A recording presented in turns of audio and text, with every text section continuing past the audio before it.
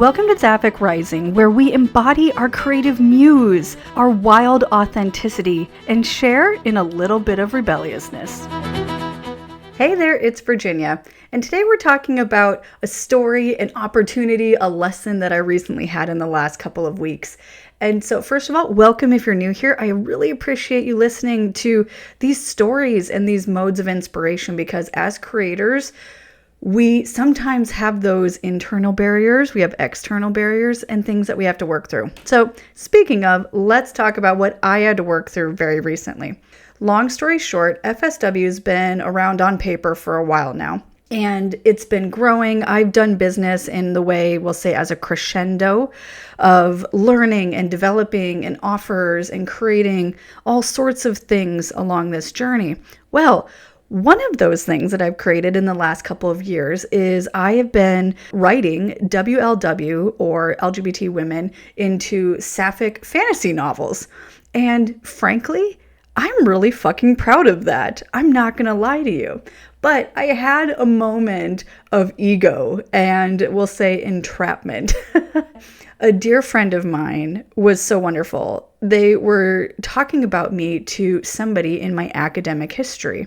Now, real quick, you should know about me. I love learning. I adore learning. I've taken many graduate courses since my MSW and getting that in 2010. I also have my certificate in private practice licensure that I keep up every other year. I absorb information like a sponge and appreciate just the process of expanding my mind, my heart, and my soul. So anyway, this person I also know from my academic journey, as I've said, and this friend and I have been keeping in touch about my business and my books and all that. Well, this person and my friend were talking about how now I, quote, write novels.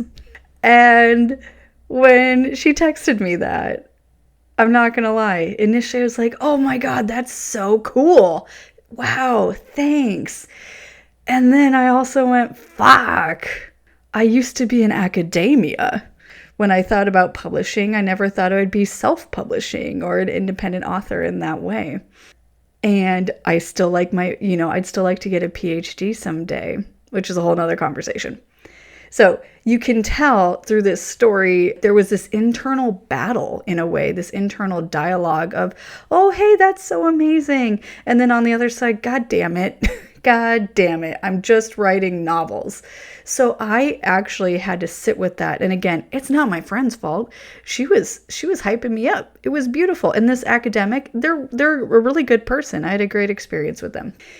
I had to sit back and tame the ego, so to speak. I mean, first of all, I think whether you call it ego or whether you call it this inner child, or you can call it whatever you want to, I don't care. So I was having this moment and it took me an afternoon, we'll say, to dial myself back in. Earlier in this episode, of course, I said, yeah, I'm fucking proud of these novels. Like thousands and thousands and thousands and thousands of words that came out of my, essentially my hands onto the keyboard and into fruition and pouring out of my soul very unexpectedly. Okay. But again, I thought I'd be publishing something different. I thought I'd be publishing, I don't know if I want to say a memoir, but I've also published academically. Actually, I just fucking remembered that. So thank you for listening to this in real time, this aha moment. And actually, that's a really good point to make here together. When you and I are sitting here and we're proud of what we've created, we have to check our egos or that doesn't feel good enough side of us because it'll happen, when confronted with our past self that had, quote, higher expectations or perfectionism or imposter syndrome, comparison, all the things, okay? So that's one thing. We need to check ourselves.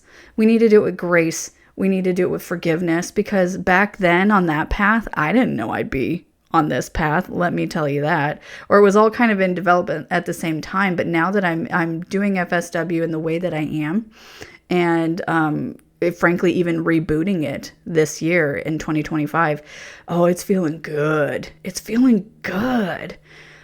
when you have that internal struggle, I just want to give you a chance to say, it's okay, you're normal, it happens to all of us, or at least 99.99% of us.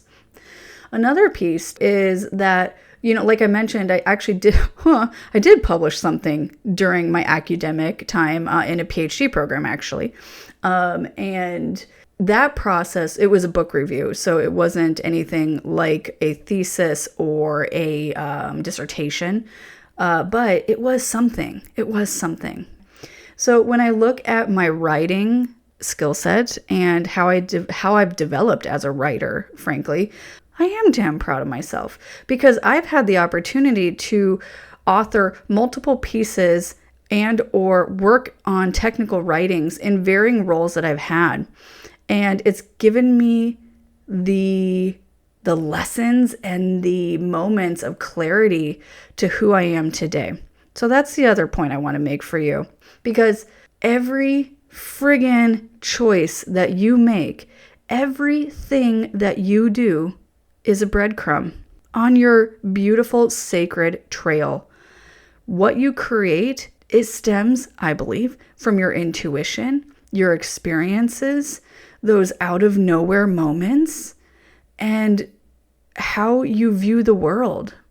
And it's all beautiful. Every step you've taken, the best you've done, let me rephrase that. You did the best you could have done with the information that you knew in the time, okay? When that internal voice is nagging at you to be better and do better, but like on a toxic scale, we're not just talking about your standard expansion and growth in the day-to-day. Give them a minute, let them speak for just a moment, and then they can take a back seat. They can take a back seat. So if you're a writer or you want to be a writer, you don't know where to start, you don't know what to do, you don't know if you're good enough, take a pause, my friend. When your muse is there and they have something to say, don't worry about if it's impactful right then. Don't worry about if you're good enough. Don't worry about 18 shades of punctuation, because there's always editors out there or folk to help. You just take the time. Be your own muse. Be your own cheerleader. And yes, you're going to have to be your cheerleader down the road when you're like, oh, my book sales aren't where they want to be, or a publishing house has turned me down again, or whatever. This creator path is about being your own cheerleader. I believe in your creative process. I believe in how you show up in this world, whether it's writing or creating content online. Come back to you. Know that there's going to be moments where you check yourself, and you have to check yourself, and you're still going to shine. So there's the pep talk. There's the story.